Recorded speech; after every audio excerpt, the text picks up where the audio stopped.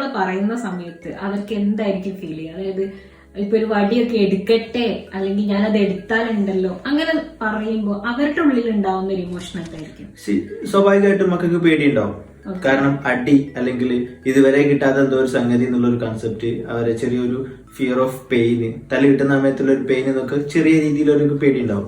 പക്ഷെ അത് ടെമ്പററി ആണ്. കുറച്ച് സമയത്തേക്ക് മാത്രമേ എന്ത് ചെയ്യാൻ പറ്റുള്ളൂ, ആ ഒരു വടിയുടെ ധൈര്യത്തിലൊക്കെ അവരെ നിർത്താൻ പറ്റുള്ളൂ.